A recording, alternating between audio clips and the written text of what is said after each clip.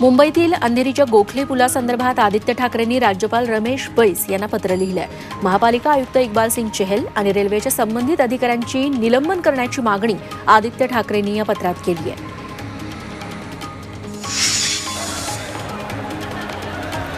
उद्योगमंत्री उदय सामंत यांनी नाव न घेता उद्धव ठाकरेंवर मोठा आरोप केलाय।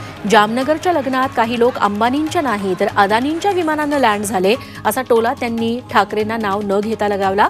सामंतांच्या या दाव्यामुळे चर्चांना उधाण आले। पण अदानी ज्या पद्धतीने कोकणातल्या मुख्यमंत्री एकनाथ शिंदेंनीही कोल्हापूर पुराचा दाखला देत माजी मुख्यमंत्री उद्धव ठाकरेंना नाव न घेता टोला लगावलाय। कोल्हापूरच्या पुरात जनावरांना वरच्या मजल्यावर नेणारे लोक कुठे आणि 26 जुलैच्या मुंबईच्या महापुरात वडिलांना सोडून 5 स्टार हॉटेलात राहणारे लोक कुठे असा टोला त्यांनी नाव न घेता उद्धव ठाकरेंना लगावलाय।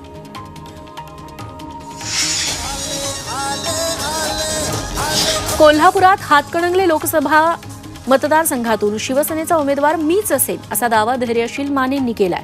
शिवसेनेच्या विद्यमान 13 खासदारांना तिकीट मिळेल असं आश्वासन मुख्यमंत्र्यांनी दिलंय।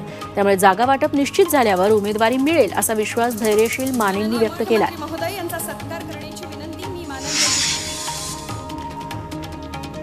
पुण्यातील भोरमध्ये महाविकास आघाडीची सभा होणार आहे। शरद पवार, सुप्रिया सुळे, संजय राऊत, बाळासाहेब थोरात या बैठकीला मार्गदर्शन करतील।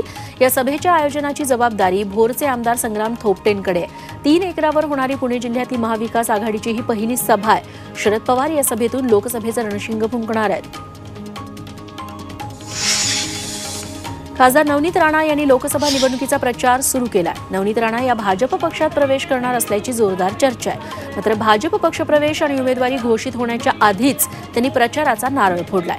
भाजप नेत्यांचे फोटो लावून प्रचाराचा रथही तयार केलाय। हा रथ घेऊन त्या मेळघाटात दाखल झाल्या।